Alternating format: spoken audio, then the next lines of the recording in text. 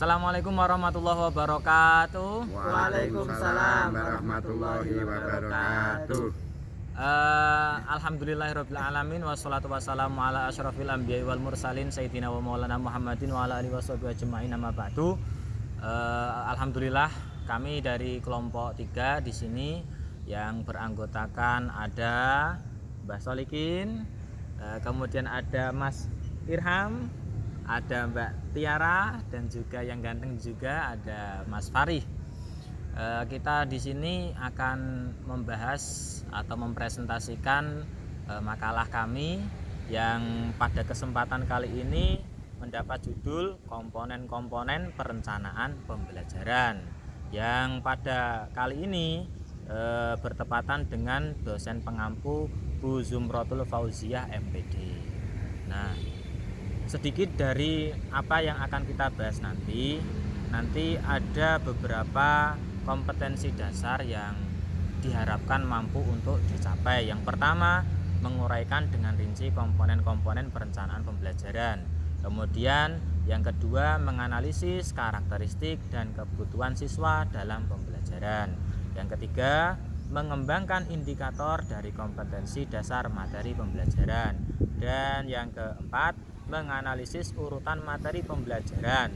Yang kelima, merancang penilaian hasil belajar materi. Dan yang terakhir, merumuskan perencanaan pembelajaran dengan baik dan benar sesuai ketentuan yang ada. Itu merupakan kompetensi dasar yang harus kita harus kita kuasai atau kita pahami dalam pertemuan kali ini. Adapun komponen-komponen perencanaan pembelajaran yang nanti akan kita bahas, ini nanti ada cakupan yang akan kita paparkan satu persatu. Yang pertama, ada analisis karakteristik siswa dan kebutuhan pembelajaran yang nantinya akan disampaikan oleh pemateri pertama, yaitu Mas Farih. Kemudian yang kedua, ada merumuskan tujuan pembelajaran atau mengembangkan indikator yang akan disampaikan oleh Mbah Solikin. Kemudian yang poin ketiga, analisis tugas atau analisis materi ajar yang nanti akan disampaikan oleh Mbak Tiara. Kemudian materi keempat, merancang evaluasi pembelajaran atau penilaian yang akan disampaikan oleh Mas Irham. Dan yang terakhir, membuat perencanaan pembelajaran yang akan disampaikan oleh moderator sendiri, insya Allah ya.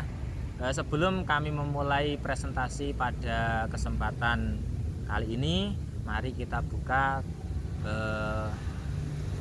dengan bacaan suratul Fatihah. Semoga apa yang nanti kita bahas mendapat barokah ridho Allah, sehingga nantinya kita semua bisa memahami dan mendapat ilmu yang bermanfaat. Amin. Ala hadiniyah wa likulli niyatin sholihah. Al-Fatihah.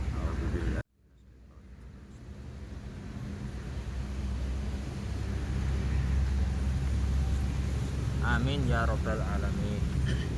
Terima kasih atas waktunya. Kemudian langsung saja pemateri pertama yang akan disampaikan oleh Mas Farih tentang analisis karakteristik siswa dan kebutuhan pembelajaran.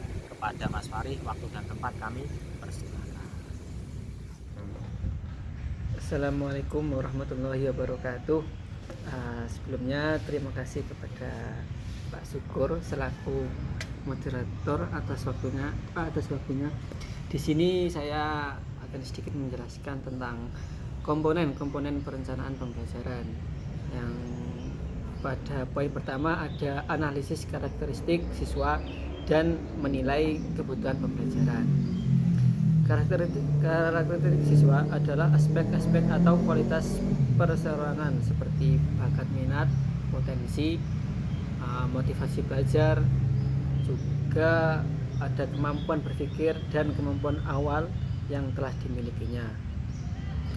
Karakteristik siswa akan sangat berpengaruh dalam pemilihan strategi pengelolaan yang berkaitan dengan bagaimana penataan pengajaran, khususnya komponen-komponen strategi pembelajaran agar sesuai dengan karakteristik perseorangan siswa. Untuk menilai kebutuhan dapat diartikan sebagai suatu proses untuk mengidentifikasi kebutuhan dan keputusan tentang prioritas dalam suatu konteks, misalnya konteks pembelajaran. Sebagaimana telah dikemukakan oleh Suparman bahwa seringkali orang mencampur adukan antara kebutuhan dengan keinginan. Kebutuhan adalah kesenjangan antara keadaan yang sekarang dengan yang seharusnya.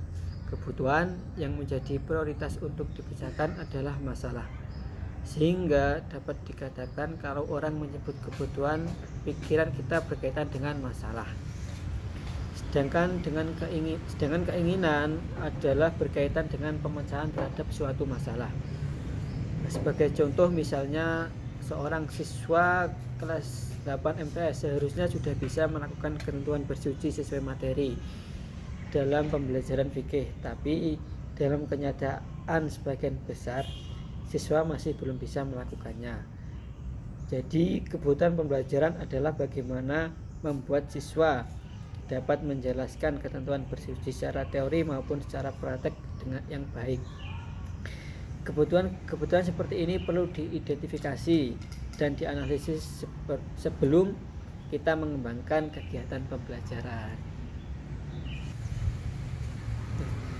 Selanjutnya yakni poin tentang menilai kebutuhan pembelajaran.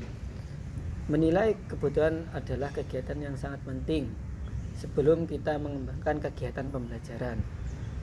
Lebih-lebih untuk kegiatan yang baru.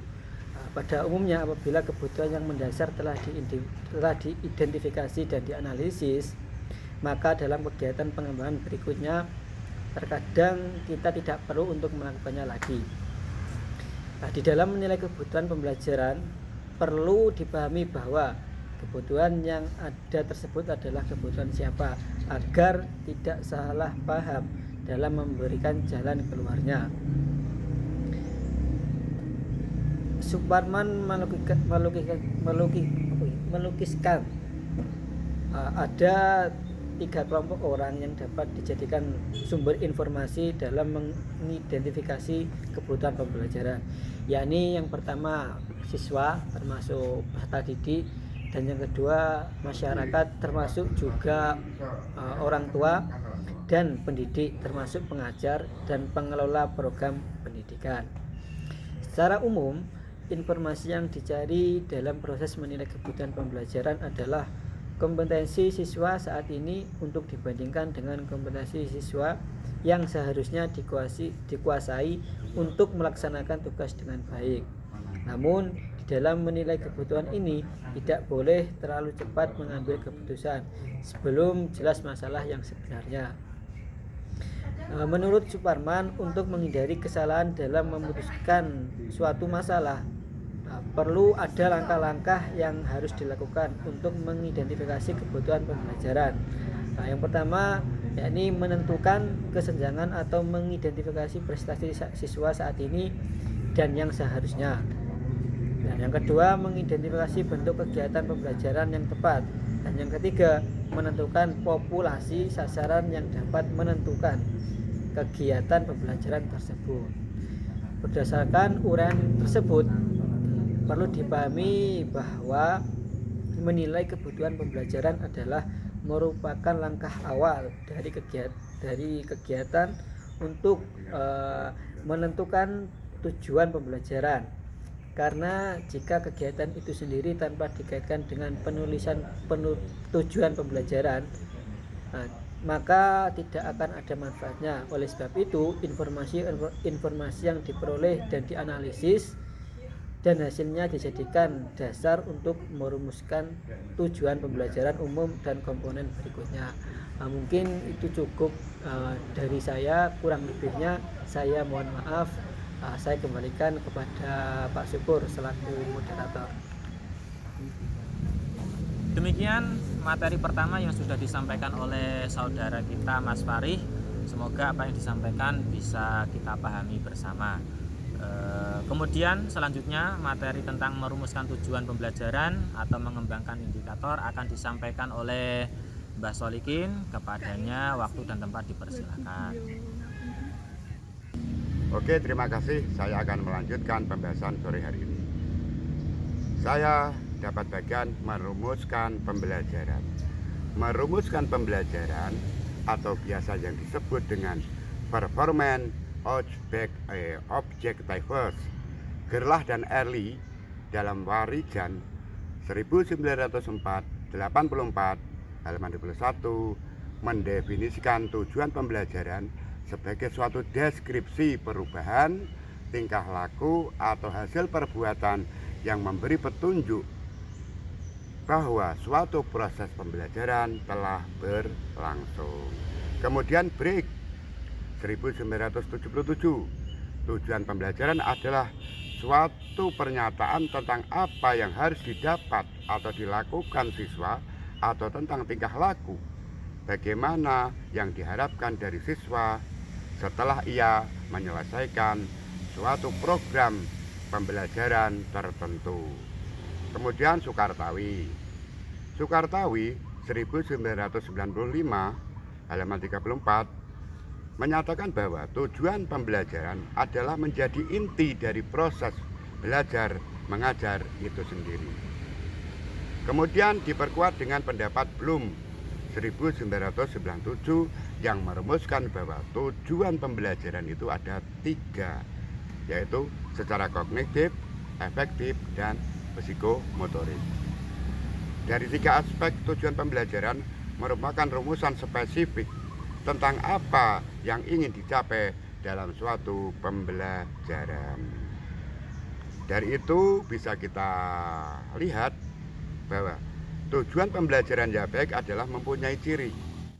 Dengan demikian, tujuan pembelajaran bisa dilihat dengan baik dan ada cirinya. 1, ciri tujuan pembelajaran yang baik adalah maksud dan tujuan dan pesan harus jelas dan terperinci. Kemudian pesan harus berisi perilaku pelajar yang diharapkan dimiliki oleh siswa setelah proses pembelajaran. Yang ketiga, tujuan pembelajaran yang baik sebaiknya dinyatakan dalam kata kerja operasional, yaitu kata kerja yang bisa menunjukkan perbuatan yang dapat diamati dan hasilnya dapat diukur. Yang keempat adalah tujuan pembelajaran sebaiknya digunakan untuk menentukan strategi pembelajaran. Yang kelima, tujuan pembelajaran dapat memudahkan guru dalam menyusun tes dan penilaian keberhasilan siswa dalam belajar.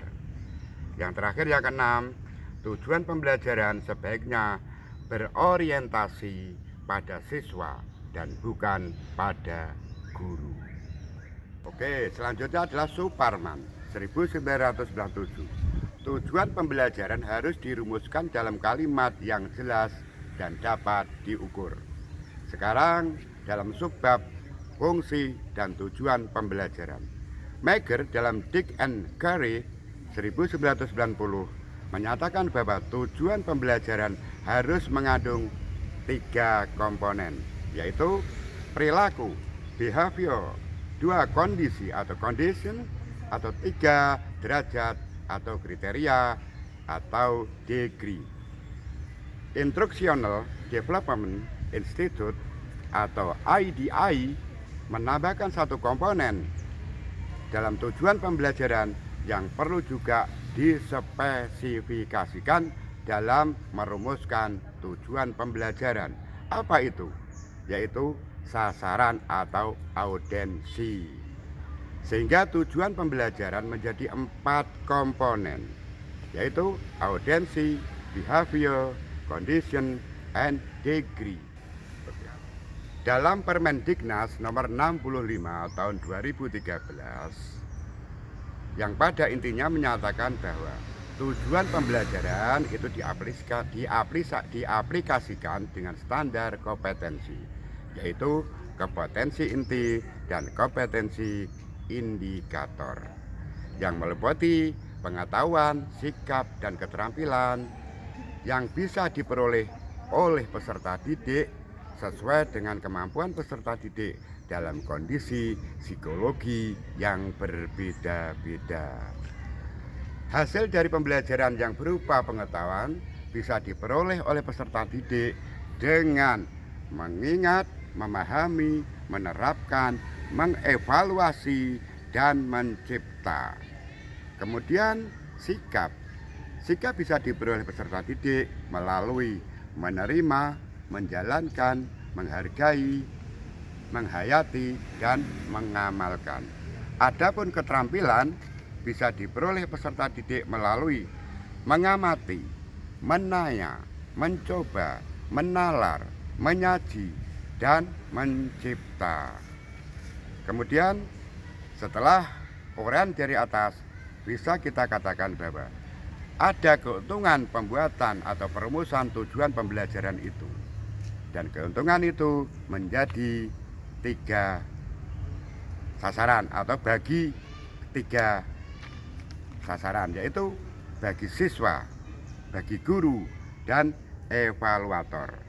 Bagi siswa, tujuan perumusan pembelajaran adalah siswa bisa mempersiapkan diri secara fisik dan mental dan apapun yang terkait dengannya, seperti persiapan, kondisi, kesehatan, dan sebagainya, sehingga peserta didik benar-benar siap untuk memperoleh pembelajaran. Yang kedua, bagi guru, tujuan perumusan tujuan pembelajaran, akhirnya guru bisa menentukan metode apa yang tepat yang digunakan dalam proses pembelajaran, belajar, mengajar kepada peserta didik. Yang ketiga, yaitu evaluator, yaitu suatu apa?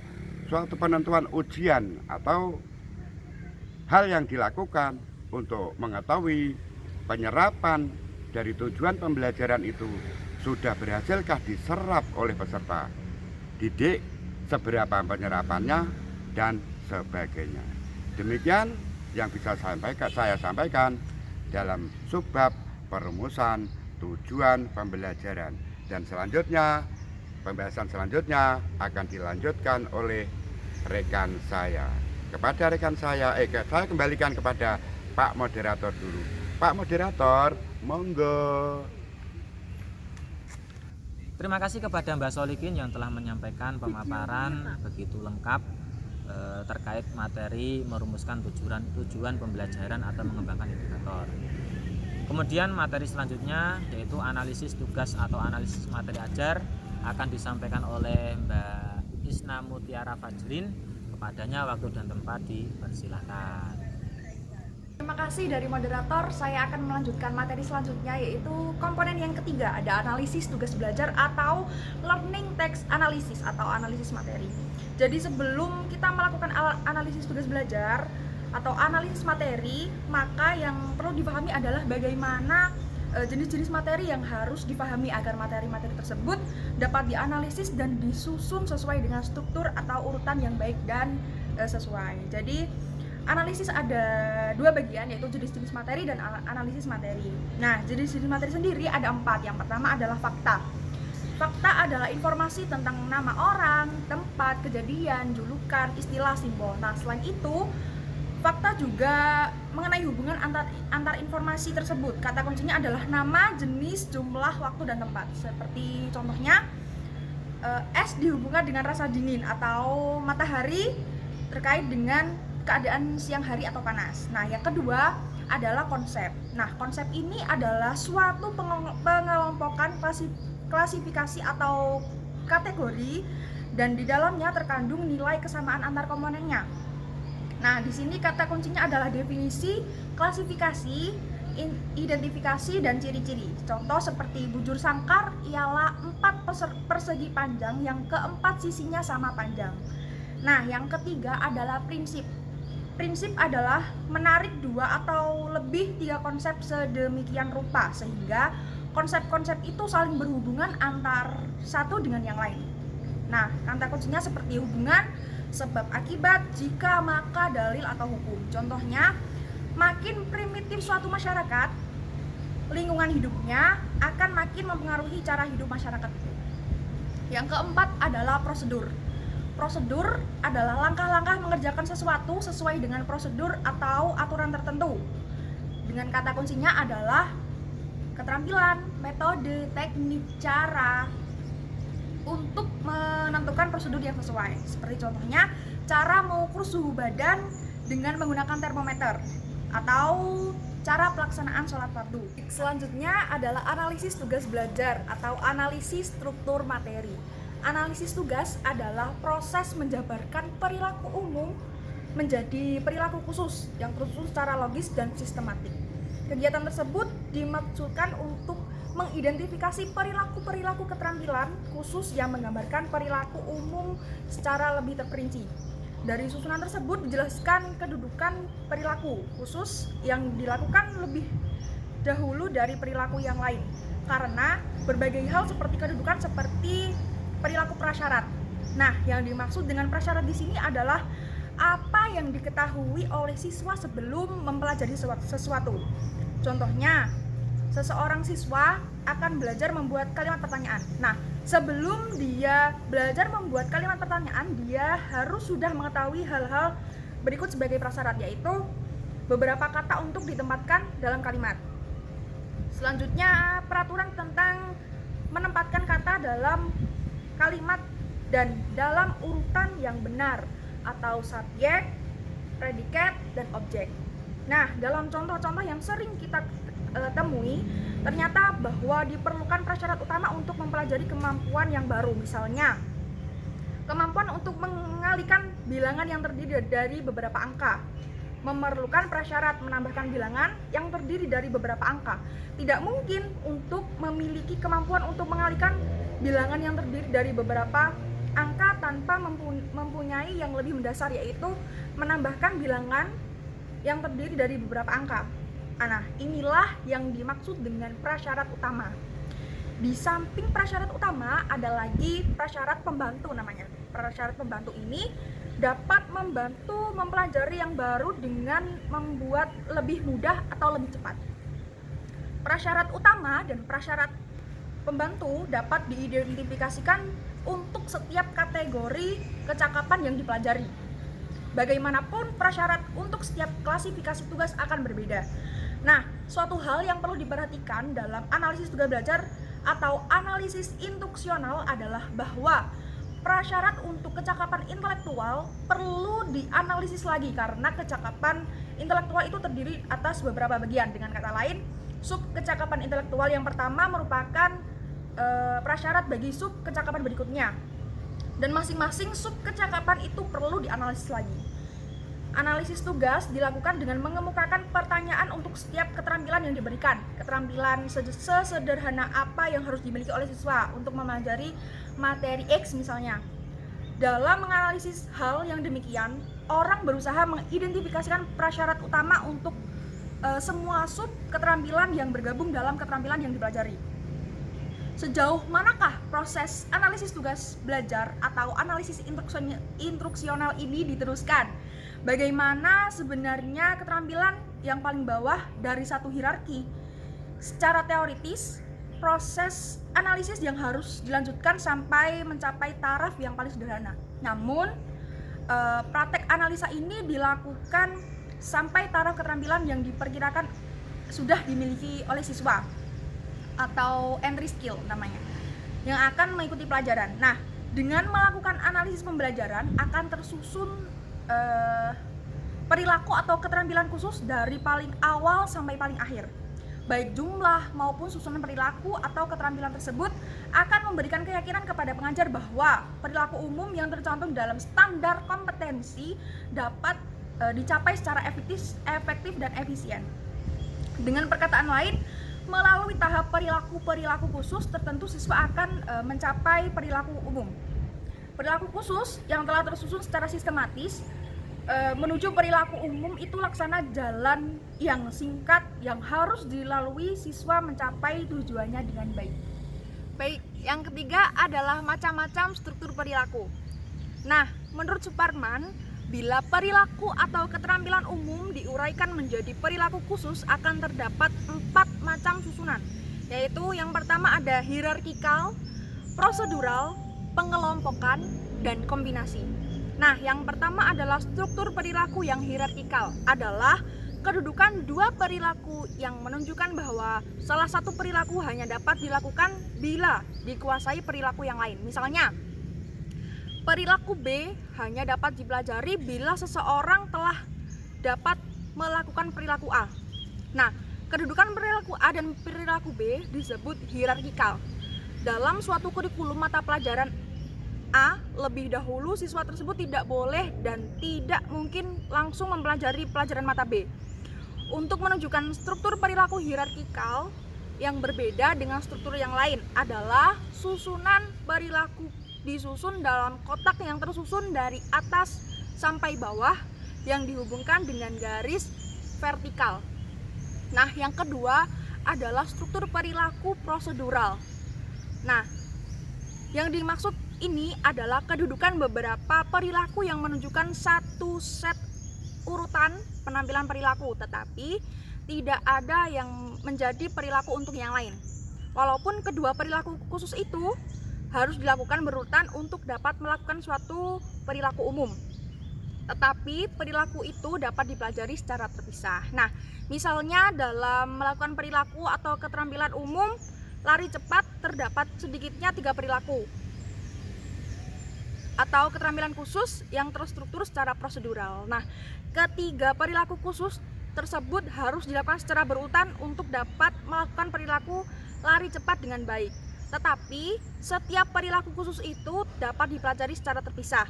Nah, untuk belajar lari cepat dengan teknik yang baik tidak harus dapat melakukan start terlebih dahulu. Demikian pula untuk mempelajari melintasi garis finish dengan baik, tetapi harus dapat melakukan lari dengan teknik yang baik terlebih dahulu. Melakukan start bukanlah perilaku prasyarat untuk perilaku lari.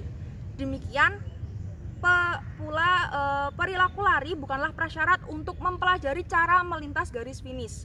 Tidak ada perilaku khusus yang menjadi prasyarat untuk mempelajari perilaku khusus yang lain. Nah, ketiga perilaku khusus tersebut di atas yang tadi saya sampaikan merupakan seri gerakan yang ditampilkan secara berurutan oleh seorang pelari cepat, tetapi tidak tersusun secara hierarkikal. Nah, susunan ketiga tersebut dinamakan prosedural. Dan perilaku yang tersusun secara prosedural disusun dengan kotak-kotak yang berderet ke samping atau yang dihubungkan dengan garis horizontal. Nah, dengan demikian, apabila perilaku-perilaku tersebut disusun dalam satu bagan, akan mudah dibedakan dari perilaku-perilaku yang tersusun secara hierarkikal yang tampak dihubungkan dengan garis vertikal. Nah, selanjutnya adalah struktur pengelompokan. Di samping perilaku-perilaku khusus yang dapat diurut sebagai hierarkikal dan prosedural, terdapat perilaku-perilaku khusus yang tidak mempunyai ketergantungan atau satu sama lain. Nah, ini disebut dengan struktur pengelompokan.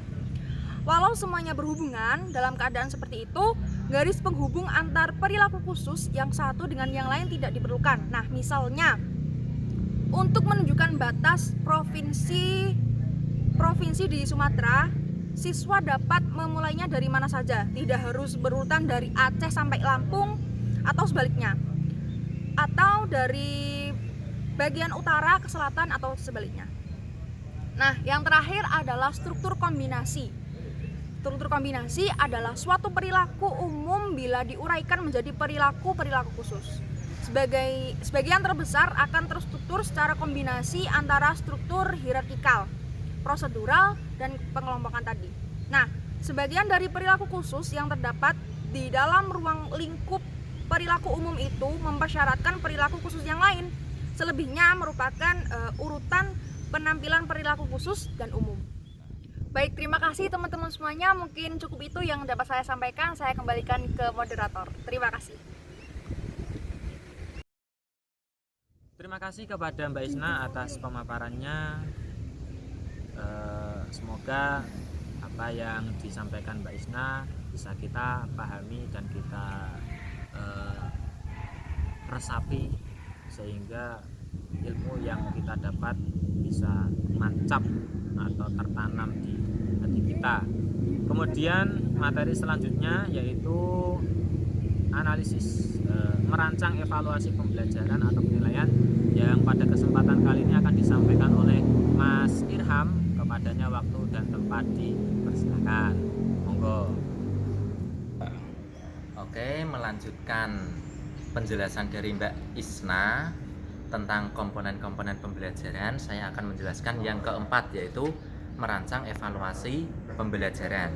Nah, di dalam merancang evaluasi pembelajaran ini ada 2 poin penting. Yang pertama, makna dan fungsi evaluasi pembelajaran, dan yang kedua, evaluasi hasil belajar. Yang pertama, evaluasi pembelajaran. Sebelum kita belajar tentang makna dan fungsi evaluasi pembelajaran, kita harus tahu dulu apa itu evaluasi pembelajaran. Nah, evaluasi pembelajaran itu adalah proses yang sistematis untuk memperoleh informasi. Informasi tentang apa? Informasi tentang keefektifan kegiatan belajar mengajar dalam membantu siswa mencapai tujuan pembelajaran. Itu mengenai evaluasi pembelajaran. Nah, secara umum evaluasi pembelajaran ini adalah tentang penilaian atau penaksiran terhadap pertumbuhan dan kemajuan peserta didik ke arah tujuan yang sudah ditentukan atau ke arah tujuan yang akan dicapai, yang harus dicapai.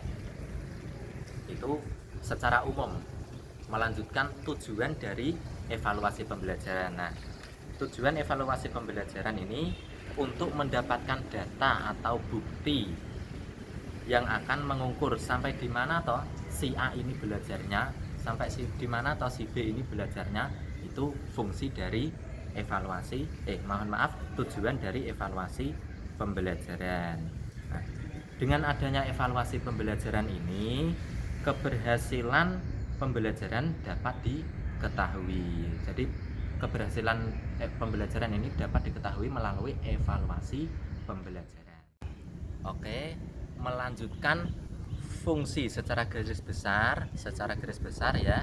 Fungsi pokok evaluasi itu ada 3. Yang pertama yaitu untuk mengatur kemajuan perkembangan peserta didik. Jadi fungsi yang pertama untuk mengukur kemajuan peserta didik itu sampai tahap apa atau sampai taraf berapa. Nah, itu fungsi yang pertama. Fungsi pokok yang kedua yaitu untuk mengukur sampai di mana keberhasilan sistem pembelajaran yang digunakan. Yang terakhir, yang ketiga yaitu sebagai bahan pertimbangan untuk melakukan perbaikan kegiatan pembelajaran, untuk memperbaiki proses kegiatan pembelajaran. Selain itu, gunanya evaluasi itu untuk apa? Jadi evaluasi pembelajaran itu dapat digunakan untuk 3 hal yang akan saya sampaikan. Yang pertama, sebagai bahan pertimbangan bagi pembimbingan peserta didik.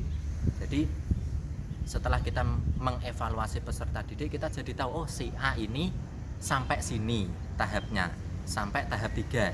Jadi ketika saya membimbing si A ini tidak sama dengan membimbing si B, C, karena setiap siswa memiliki sampai mana toh kemampuannya itu. Nah, jadi fungsi atau kegunaan dari evaluasi pembelajaran itu dapat digunakan untuk menentukan pembelajaran, menentukan penanganan pribadi terhadap per anak. Nah, melanjutkan kegunaan evaluasi pembelajaran yang kedua yaitu membuat diagnosis mengenai kelemahan dan kemampuan peserta didik. Oh, si A ini kemampuannya yang lebih di bidang ini, tapi ada kekurangan di bidang ini. Sementara si B punya kelebihan ini, juga kekurangan ini, sendiri-sendiri setiap anak. Melanjutkan kegunaan yang ketiga, evaluasi pembelajaran itu dapat digunakan untuk sebagai bahan pertimbangan. Untuk apa bahan pertimbangan? Untuk kurikulum.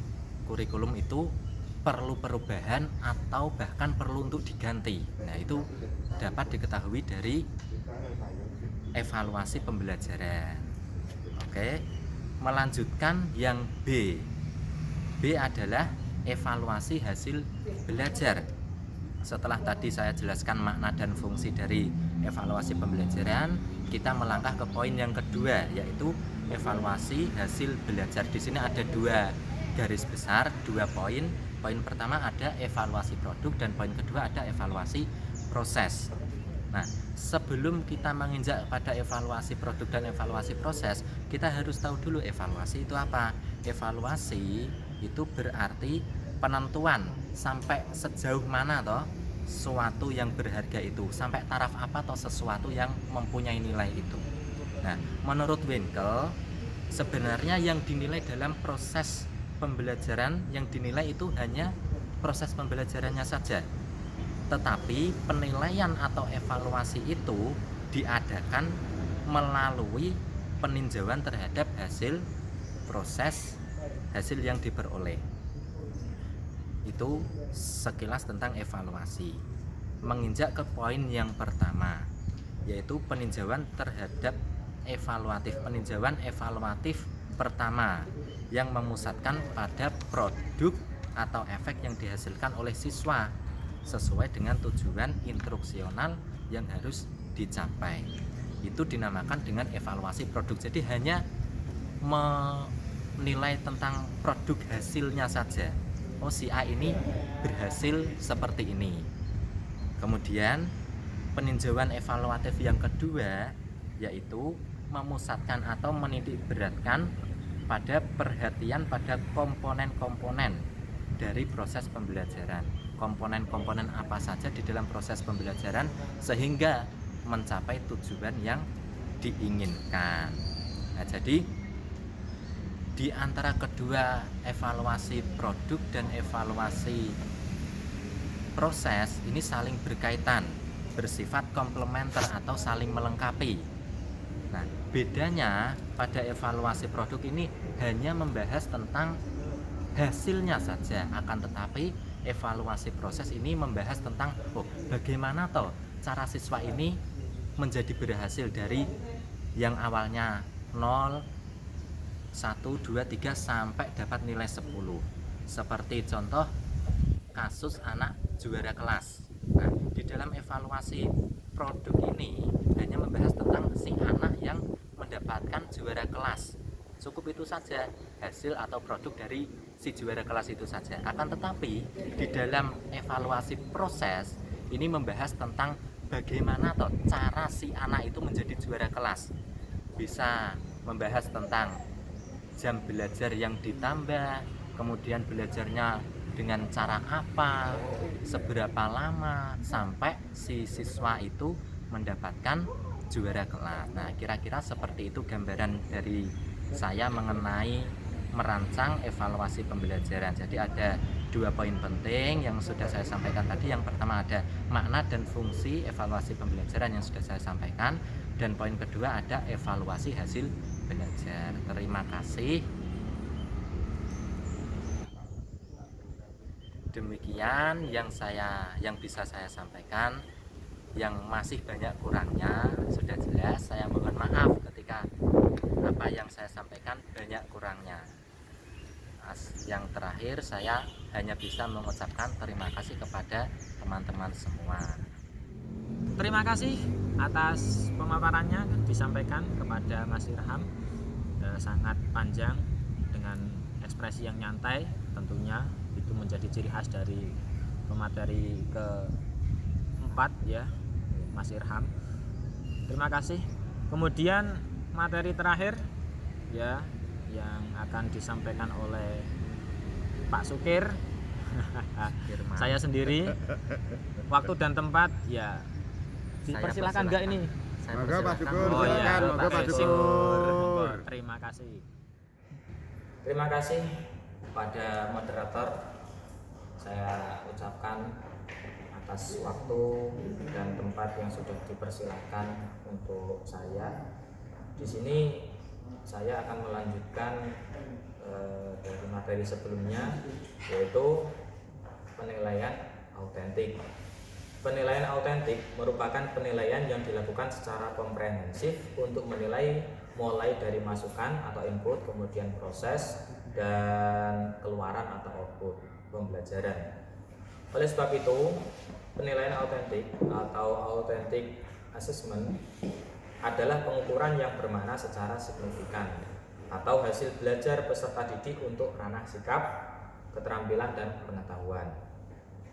Istilah asesmen merupakan sinonim dari penilaian, pengukuran, pengujian, atau evaluasi. Istilah autentik merupakan sinonim dari asli, nyata, valid, atau reliable. Secara konseptual, penilaian autentik lebih bermakna secara signifikan dibandingkan dengan tes pilihan ganda terstandar sekalipun. Nah, adapun jenis-jenis penilaian autentik itu satu, ada penilaian kinerja. Nah, kemudian penilaian kinerja sebisa mungkin melibatkan partisipasi peserta didik, khususnya dalam proses dan aspek-aspek yang akan dinilai. Cara merekam hasil penilaian berbasis kinerja, yang pertama daftar cek atau checklist, kemudian yang kedua catatan anekdot atau narasi atau anekdotal atau naratif record, kemudian yang ketiga skala penilaian rating scale, kemudian yang keempat memori atau ingatan atau memory approach. Kemudian jenis yang kedua ada penilaian proyek. Penilaian proyek atau project assessment merupakan kegiatan penilaian terhadap tugas yang harus diselesaikan oleh peserta didik menurut periode atau waktu tertentu. Berikut ini 3 hal yang perlu diperhatikan guru dalam penilaian proyek. 1. Keterampilan peserta didik dalam memilih topik, mencari dan mengumpulkan data, mengolah dan menganalisis, memberi makna atas informasi yang diperoleh, dan menulis laporan. Yang kedua, kesesuaian atau relevansi materi pembelajaran dengan pengembangan sikap, keterampilan, dan pengetahuan yang dibutuhkan oleh peserta didik. Kemudian yang ketiga, keaslian sebuah proyek pembelajaran yang dikerjakan atau dihasilkan oleh peserta didik. Yang ketiga, jenis penilaian ada penilaian portofolio. Penilaian portofolio merupakan penilaian atas kumpulan artefak yang menunjukkan kemajuan dan dihargai sebagai hasil kerja dari dunia nyata.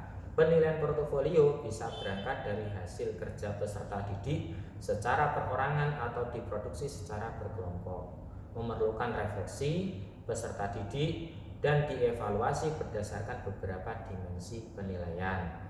Portofolio dilakukan dengan menggunakan langkah-langkah seperti berikut. Ini 1. Guru menjelaskan secara ringkas esensi atau isi penilaian portofolio.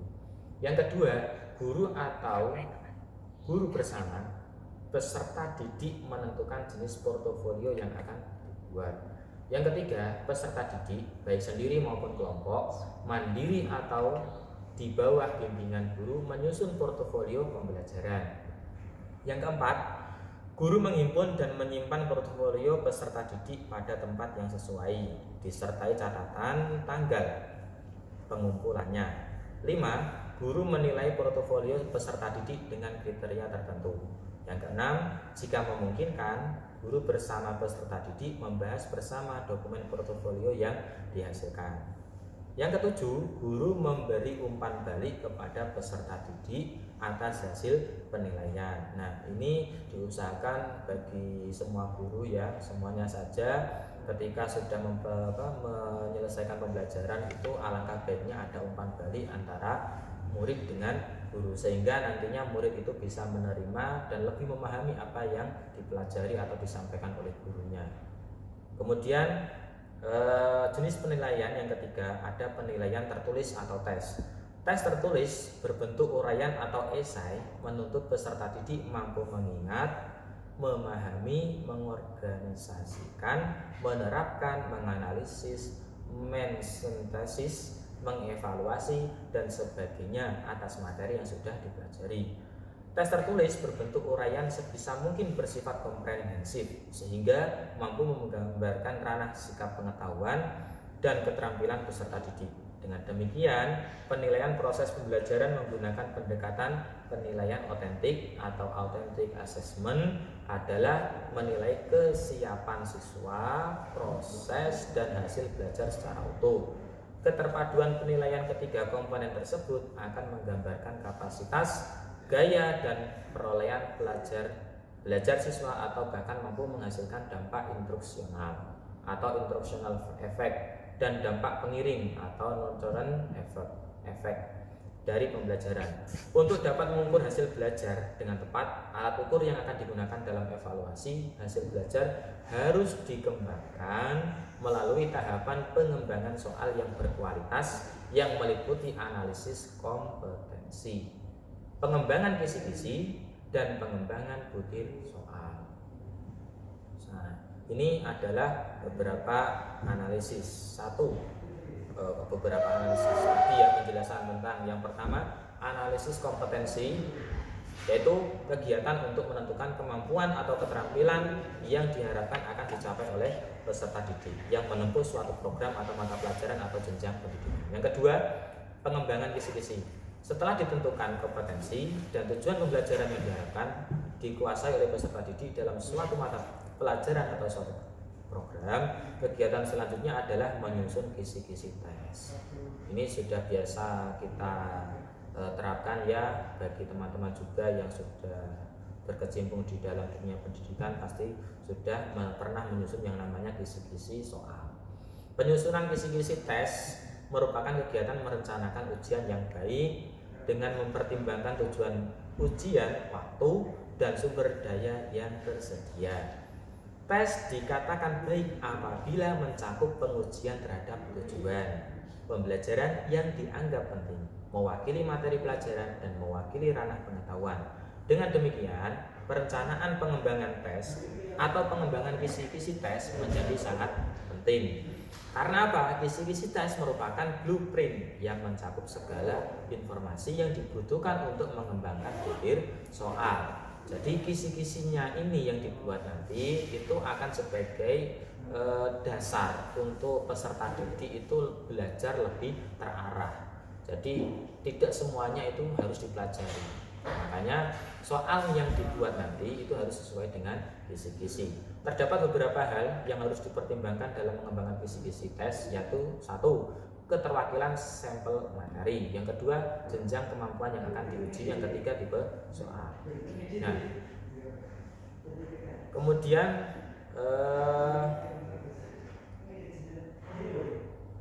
apa ini?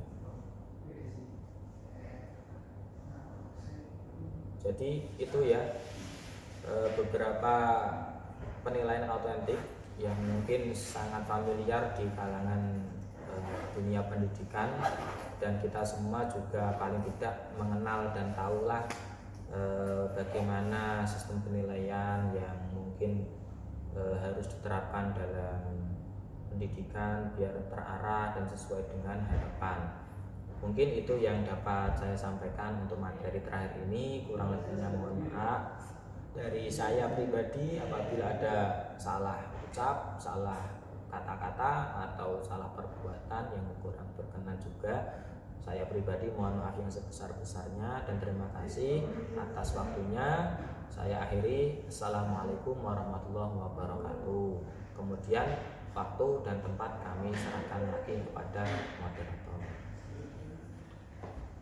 Demikian tadi pemaparan mulai dari materi pertama sampai yang terakhir terkait komponen-komponen pembelajaran.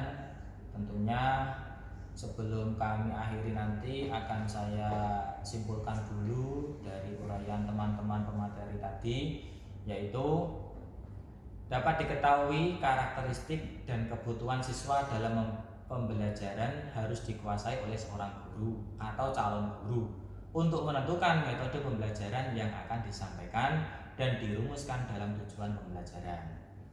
Dalam hal komponen tujuan pembelajaran haruslah ditulis dengan jelas dan dapat diukur, yang mengandung 3 aspek tujuan pembelajaran, yaitu kognitif, kemudian afektif, dan psikomotorik. Nah, analisis tugas adalah proses menjabarkan perilaku umum menjadi perilaku khusus yang tersusun secara logis dan sistematik. Kegiatan tersebut dimaksudkan untuk mengidentifikasi perilaku-perilaku atau keterampilan-keterampilan khusus yang menggambarkan perilaku umum secara lebih terperinci.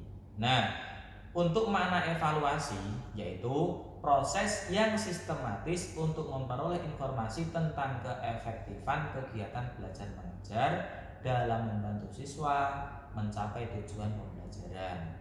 Sedangkan fungsi evaluasi itu sendiri adalah 1. mengukur kemajuan dan perkembangan peserta didik. Yang kedua, mengukur keberhasilan metode pembelajaran yang digunakan. Yang ketiga, sebagai bahan pertimbangan melakukan perbaikan kegiatan belajar mengajar. Evaluasi hasil belajar ada evaluasi produk dan evaluasi proses belajar. Nah, untuk penilaian autentik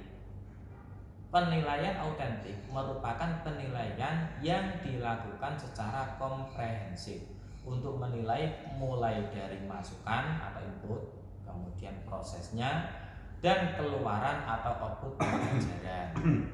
Oleh sebab itu, penilaian autentik atau authentic assessment adalah pengukuran yang bermakna secara signifikan atas hasil belajar peserta didik untuk ranah sikap, keterampilan, dan pengetahuan. Istilah asesmen ini merupakan sinonim dari penilaian, pengukuran, pengujian, atau evaluasi. Nah, itu adalah kesimpulan dari pembahasan pada kesempatan kali ini, mulai dari materi tadi pertama sampai yang terakhir disampaikan oleh para pemateri. Mungkin itu yang dapat kami sampaikan dari kelompok 3. Tentunya masih banyak kekurangan, kelemahan, dan masih perlu perbaikan untuk lebih baik ke depannya. Dari kami cukup sekian dari kelompok 3. Ada Mbak Tiara, ada Mbak Solikin, ada saya sendiri, kemudian ada Mas Fari, ada Mas Irham.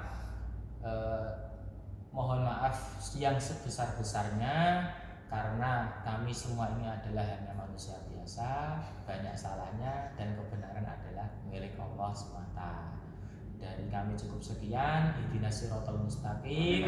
Amin. Assalamualaikum warahmatullahi wabarakatuh.